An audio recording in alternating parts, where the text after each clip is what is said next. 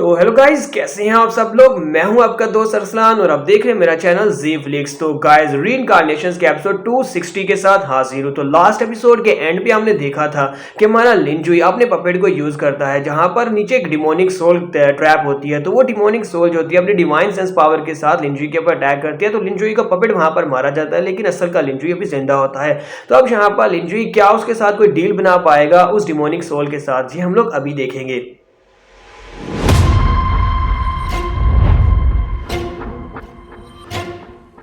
तो गाइस, कैसे हैं आप सब लोग। रीइंकार्नेशंस के एपिसोड 260 के साथ हाजिर हो। तो लास्ट एपिसोड के एंड पे हमने देखा था कि हमारा लिनजुई दूसरे लड़के जिसका नाम बाइजू होता है, बाइजू से कहता है कि यहाँ पर जो मरा है वो सिर्फ और सिर्फ मेरा क्लोन था। तो वो भी इस बात से काफी ज्यादा हैरान होता है। तुम्हारा लिनजुई से कहता है तुम्हारा यहाँ पर कोई भी काम नहीं है, तुम यहाँ से जा सकते हो, बाकी सब कुछ मेरे पर छोड़ दो, मैं खुद ही संभाल लूंगा। बाइजू से कहता है तो फिर ठीक है कैप्टन, मैं जहाँ से बाहर जा रहा हूँ। नहीं लगता कि तुम यहाँ पे इतनी आसानी के साथ इस सोल को कंट्रोल कर सकते हो, क्योंकि यहाँ पर जो भी है वो बहुत ज्यादा पावरफुल चीज है। वो सोच रहा होता है क्या ये वाकई में यहाँ पर इस डीमन को रिलीज कर सकता है और इस डीमन की पावर्स को यूज कर सकता है। लिनजुई से कहता परेशान होने की जरूरत नहीं है, मैं यहाँ पर इतनी आसानी से बिल्कुल भी नहीं मार सकता, क्योंकि मैं यहाँ पर बहुत ही मेहनत के साथ पहुंचा हूँ। उसके वहां चले जाने के बाद वहाँ लिनजुई आगे बढ़ता है और जाकर उस डीमन से कहता है सेलेस्टियल डीमन, ये तुम्हारी फिजिकल बॉडी यहाँ पर इम्प्रिजन है, लेकिन तुम अपनी डिवाइन सेंस को यहाँ पर अपनी बॉडी से छोड़कर आजाद कर सकते हो। यानी कि अगर तुम यहाँ पर अपने लिए किसी ऐसे को ढूंढ लो जिसके साथ तुम अपनी डिवाइन सेंस को रख सको, तो फ्यूचर में तुम यहाँ पर आकर अपनी असली बॉडी यानी फिजिकल बॉडी को भी आजाद करवा सकते हो। मुझे लगता है कि पिछले कई हजार सालों में तुम्हें यहाँ पर कोई भी ऐसा सूटेबल पर्सन नहीं मिला जिसके साथ तुम अपनी डिवाइन सेंस को मैच करके यहाँ पर से आजाद हो सको। मैं यहाँ पर ठीक कह रहा हूँ, मेरे बारे में तुम्हारा क्या ख्याल है। तो वो जो सेलेस्टियल बीस्ट होता है उसे कहता है इंसान यहाँ से दफा हो जाओ, तुम इस लायक नहीं हो। बाहर का सीन दिखाते हैं जहाँ पर तदगाता, सेंग शेंसा और उसके साथ वो तीसरा बाई चांग, वो सभी लोग वहाँ पर पहुंच जाते हैं। वो लोग कहते हैं ये सभी लोग तो यहाँ पर कोई श्रिम्प सोल्जर्स हैं। इस तरह देखो तो सही कि इन सभी सोल्जर्स ने मिलकर यहाँ पर एक जनरल एक फॉर्मेशन बनाई हुई है, फॉर्मेशन जो कि हमें रोक सके। इन्हें क्या लगता है कि ये लोग यहाँ पर इस फॉर्मेशन से अपनी टेरिटोरी को हमसे बचा सकते हैं। ऐसे चीजें कहती है ये सभी लोग तो यहाँ पर पहुंच आए, इन्हें कोई वार्निंग भी नहीं दी, यानी कि हमें कुछ महसूस भी नहीं, और सभी लोग यहाँ पर पहुंच चुके हैं। मुझे कहती है मुझे लगता है कि हम लोग यहाँ पर ज्यादा देर तक इनको नहीं रोक सकेंगे, इन लोगों के पास कुछ बहुत ही वियर्ड ट्रिक्स हैं। इन वर्ड्स के साथ लिनजुआन भी वहीं पर होते हैं, ये सभी लोग उन्हीं की तरफ देख रहे होते हैं। तो बाई चांग उन लोगों से अभी कहता है लिनजू, अगर तुम यहाँ पर वाकई में जिंदा रहना चाहते हो तो तुम्हारे पास अभी भी एक मौका है, हमारी साइड के ऊपर आ जाओ, हमारे साथ मिल जाओ। अगर तुम इन लो क्लास के लोगों के साथ मिले रहोगे तो फिर तुम यहाँ पर मरने वाले हो। लिनजू से कहता है कि अपनी बकवास बंद करो, यहाँ पर अगर तुम आए गए तो फिर ठीक है, अब तुम यहाँ पर मरना होगा, क्योंकि तुम हमें मारने के लिए आए तो फिर तुम्हें मरना होगा। इसके साथ लिनजू अपनी पावर्स को रिलीज करते हुए बाई चांग के ऊपर अटैक करने के लिए आगे बढ़ जाता है, जबकि बाई चांग भी काफी स्ट्रॉन्ग होता है। उसे कहता है तुम्हें क्या लगता है कि तुम इतनी आसानी से यहाँ पर मुझे हरा सकते हो। ये बात ठीक है कि हम दोनों ने सीक्वेंस ट्रायल को पास किया है, लेकिन इस बात का मतलब ये नहीं है कि तुम मुझे हरा सकते हो। और दोनों वहाँ पर फाइट करना स्टार्ट करते हैं। दूसरी तरफ से सैंक्शा तदगाता से कहता है तदगाता तुम जाओ जाकर दूसरे बंदे से फाइट करो, जबकि मैं यहाँ पर इन दोनों लड़कियों से फाइट करने वाला हूँ। तदगाता उसे कहता है अच्छा ठीक है जाओ जाकर फाइट करो, लेकिन उन दोनों लड़कियों के चेहरों को बिल्कुल भी हिट मत करना। तुम उन दोनों लड़कियों से फाइट करने के बाद उन दोनों लड़कियों को मुझे दे सकते हो। तो सैंक्शा उसे कहता है पुअर मॉन्क, अब इस बात का क्या मतलब है, लगता है कि तुम भी लड़कियों के साथ हरपुना करना चाहते हो। तो तदगाता उसे कहते हैं ये बात ठीक है कि मैं एक मॉन्क हूँ, यानी कि मैं बुद्धा टेम्पल हूँ, लेकिन इस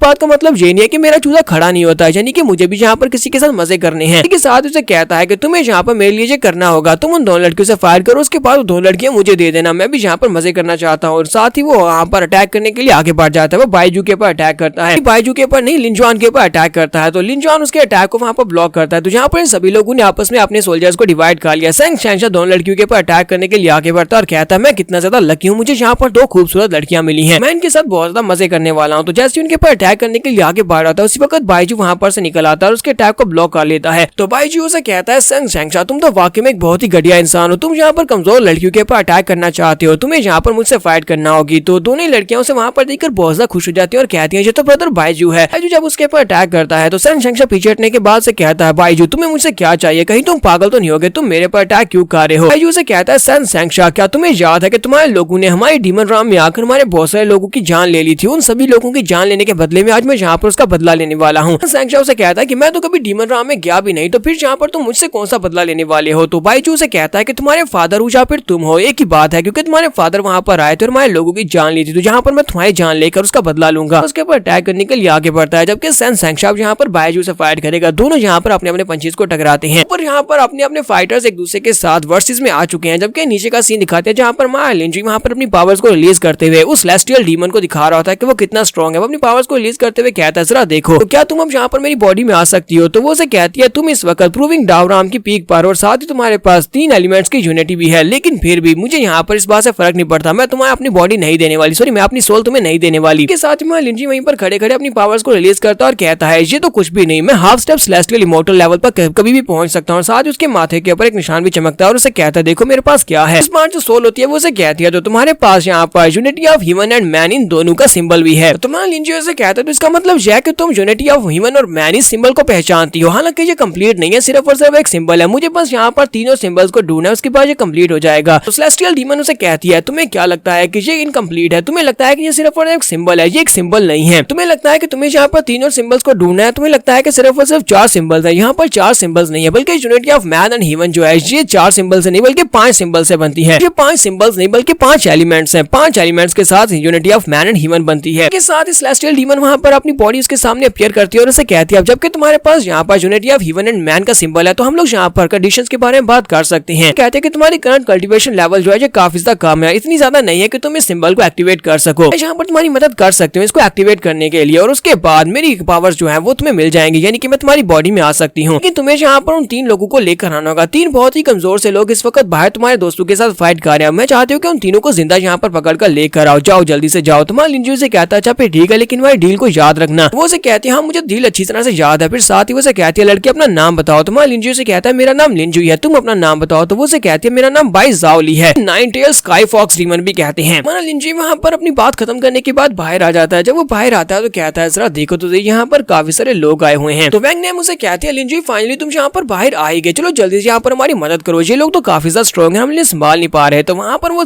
तीनों जो लोग होते हैं वो सेंटर में होते हैं, तादगाता सेन सैंगशार भाई चांग वो सभी लोग सेंटर में होते हैं जबकि हमारे लोग उसके ऊपर होते हैं। लिंजू अपने लोगों से कहता है कि इन तीनों को जिंदा रखना है, इन्हें जान से मत मारना, इन्हें पकड़ लो। साथ ही वो तीनों अपने लोग जो होते हैं वो उसके ऊपर अटैक करते हैं, वो तीनों के ऊपर अटैक करते हैं। साथ ही हमारी दोनों प्रिंसेस भी उनके ऊपर अटैक करती है। वहाँ पर एक जबरदस्त धमाका होता है और उसके बाद दिखाते हैं तो उन तीनों को रस्सियों में बांध लेते हैं। तुम्हारा लिंजू कहता है ठीक है इन तीनों को उठाकर मेरे साथ अंडरग्राउंड में आ जाओ। तो वो इन तीनों को उठाकर वहाँ पर नीचे अंडरग्राउंड में चले जाते हैं। तो वहाँ पर अंडरग्राउंड में जाने के बाद हमारा लिंजू कहता है भाई जाओली मैं इन तीनों लोगों को ले आया हूँ। तो भाई जाओली से कहती है कि तुम्हारी स्पीड तो काफी ज्यादा स्लो है लेकिन फिर भी चलो ठीक है, स्टार्टिंग पॉइंट के लिए तो काफी ज्यादा अच्छा है, तुम बहुत ज्यादा कमजोर हो। कि वो लोग वहाँ पर होते हुए से कह रहे होते हैं, स्पेशली सेंग शैंगसा से कह रहा होता है लिंजू प्लीज मुझे जाने दो, अगर तुम मुझे यहाँ पर से जाने देते हो तो फिर तुम्हारे लिए जो बहुत ज्यादा अच्छा रहेगा। हम सभी लोग मिडल सी एरिया से हैं तो हम सभी लोग यहाँ पर एक अलायंस बना सकते हैं, हम सभी लोग एक ही इलाके से हैं, हम लोग बाउंड्री सी से हैं। लिंजू से कहता है कि मुझे इस बात से फर्क नहीं पड़ता क्योंकि मैं बाउंड्री सी से बिल्कुल भी नहीं हूँ। और साथ ही उसके माथे के ऊपर जो सिंबल होता है वो चमकता है क्योंकि भाई जाओली वहाँ पर उसके सिंबल को एक्टिवेट करने में उसकी मदद कर रही है। ऐसी वहाँ पर सिंबल एक्टिवेट होता है तो उन तीनों की बॉडी के अंदर से डिवाइन सेंस की जो पावर होती है वो हमारे लिंजू की बॉडी के अंदर अब्सॉर्ब होने लगी है। तीनों की बॉडी के अंदर से पावर निकल रही होती है, वो तीनों वहाँ पर जोर जोर से चिल्ला रहे होते हैं क्योंकि उनकी बॉडी से पावर निकल रही है। इसी के साथ ही भाई जाओली वहाँ पर से अपनी पावर्स को रिलीज करते हुए हमारे लिंजू के माथे के अंदर एंटर हो जाती है। जैसे वो उसके माथे के अंदर एंटर होती है इसी के साथ इन लोगों को कुछ और महसूस होता है। तो बाईजू कहता है लगता है कुछ और लोग यहाँ पर आ रहे हैं, हमें जल्दी से ऊपर जाकर उन लोगों को रोकना होगा क्योंकि हमारे कैप्टन लिंजू इस वक्त यहाँ पर मिशन की स्टेज में है तो हम लोग यहाँ पर से बिल्कुल भी डिस्टर्ब नहीं कर सकते। तो उन लोगों से कहता है हमें यहाँ पर मास्टर को डिस्टर्ब होने से रोकना होगा, चलो जल्दी से बाहर चलते हैं और जाकर उन लोगों को रोकते हैं। लिंजू वहाँ पर खड़ा खड़ा कल्टीवेट कर रहा है जबकि ये सभी लोग वहाँ पर से बाहर चले जाते हैं ताकि वहाँ पर आने वाले दुश्मनों को रोक सके। भाई जाओली